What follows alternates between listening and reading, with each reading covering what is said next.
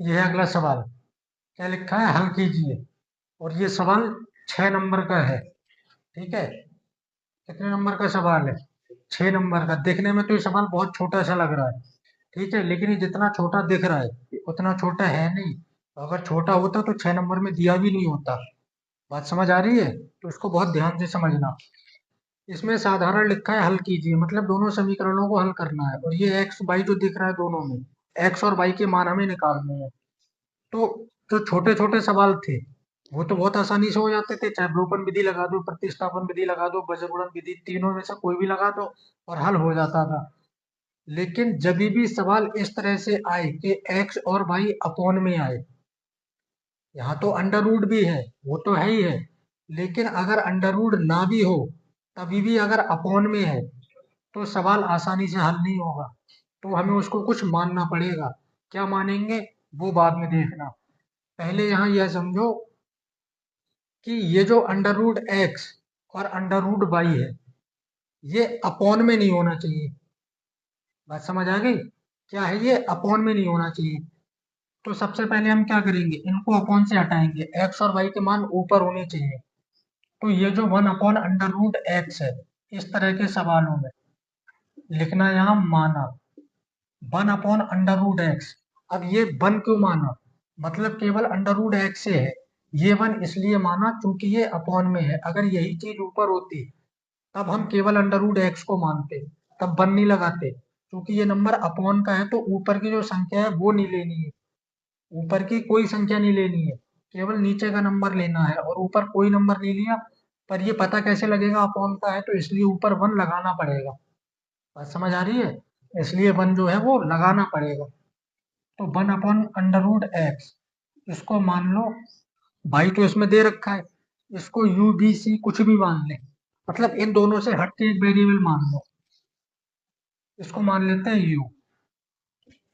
ठीक है। और इसको मान लेना समीकरण एक। इसी तरह दूसरा 1/√y, इसको क्या मान लेना, बी। और ये हो गई समीकरण दो। इसको u मान लिया, इसको v मान लिया। अब आ जाते हैं वापस समीकरण पे। यहाँ ये 4 है। ठीक, यहाँ गुणा में एक लगा सकते हैं। तो 1/√x को क्या मान लिया, u, यानी ये u हो गया 4u प्लस, ठीक इसी तरह 3, और 1/√y, इसको क्या मान चुके हैं, b, बराबर में 3। इसको मान लो समीकरण 3। ठीक है, क्योंकि एक और दो ऊपर मान चुके थे। अब ऐसे ही आ जाए दूसरी समीकरण पे। 8, 1/√x, इसको क्या मान लिया है, u, माइनस 9, 1/√y, इसको क्या मान लिया, b, बराबर में 1। इसको मान लिया समीकरण 4। अब ये जो विलोपन विधि से सवाल करते थे शुरुआत में, बिल्कुल वे उसी तरह से सवाल बन गया ये।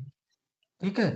तो अब इसमें क्या करेंगे, दोनों समीकरणों को हल करके हम या पहले u का मान निकाल लें या y का, एक वेरिएबल काट देंगे और दूसरे का मान निकाल के फिर समीकरण में पुट कर देंगे, यानी रख देंगे, दूसरे का निकालेंगे।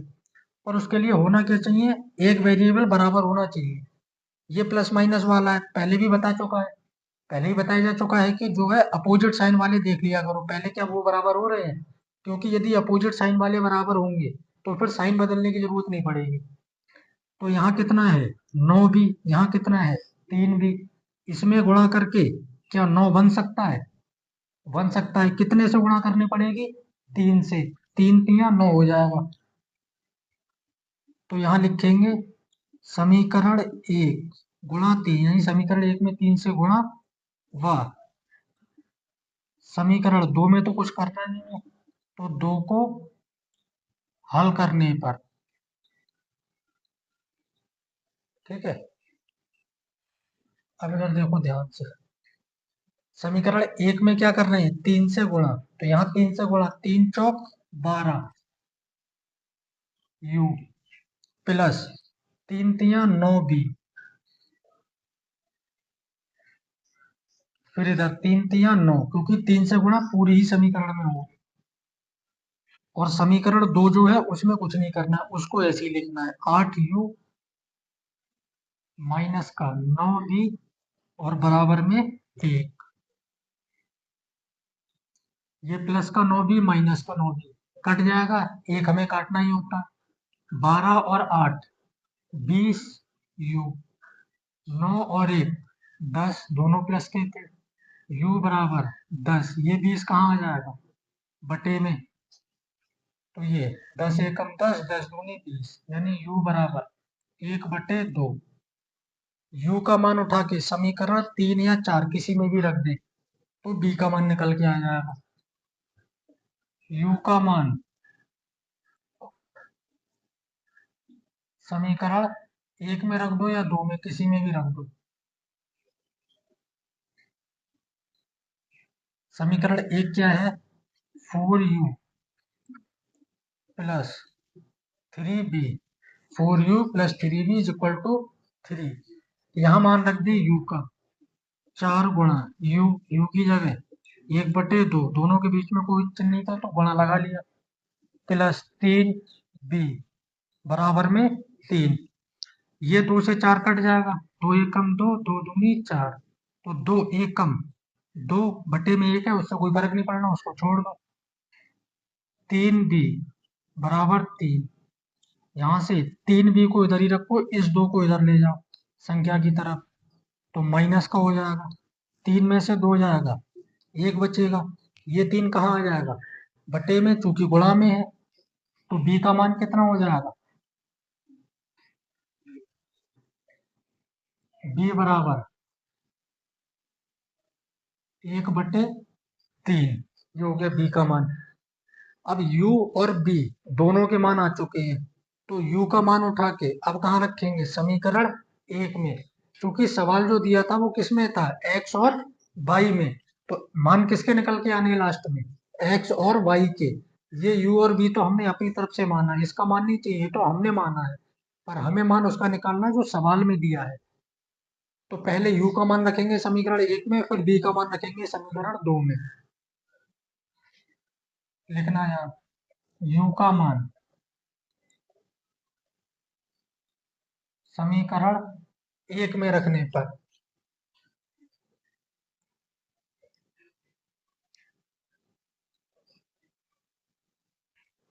समीकरण 1 क्या है, ये है 1/√x बराबर में u। u का मान कितना है, 1/2, 1/√x और u की जगह 1/2।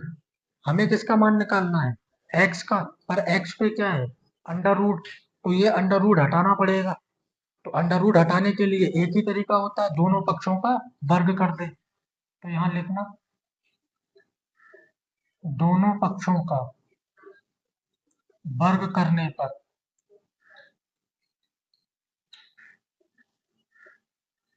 कितना है, 1/√x 1/2, इसका भी वर्ग कर देंगे और इसका भी। तो 1 का स्क्वायर 1/√x का स्क्वायर, x स्क्वायर से अंडर रूट हट जाएगा, 1 का स्क्वायर 1, 2 का स्क्वायर 4, तिरछी गुणा कर देंगे तो 4 एकम 4, x एकम x, या x को इधर लिख दें, 4 को इधर लिख दें। तो ये मान किसका आ गया, x का, और एक मान किसका निकालना है, y का। बात समझ आ गई।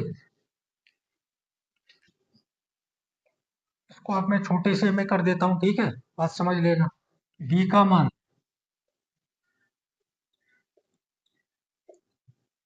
समीकरण 2 में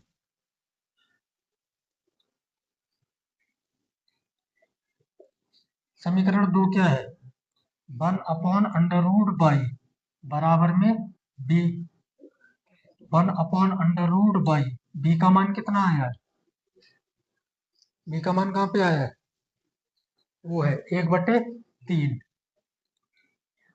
यहाँ भी दोनों पक्षों का वर्ग करने पर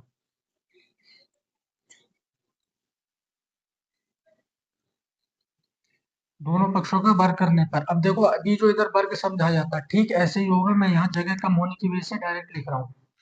1 का इसके ऊपर जब वर्ग लगेगा तो 1 का वर्ग 1 ही रहेगा, रूट बाई का क्या होगा, स्क्वायर से अंडर रूट हट जाएगा बाई।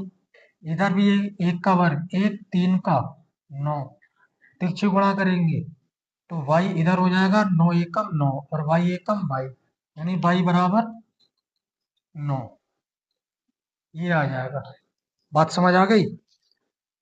तो ये सवाल जितना छोटा दिख रहा था उतना छोटा था नहीं, और ये सवाल जो है बहुत इंपॉर्टेंट है पेपर के लिए, नोट कर लेना, हो सकता है ये 2025 के पेपर में मिल जाए देखने को। बात समझ आ रही है?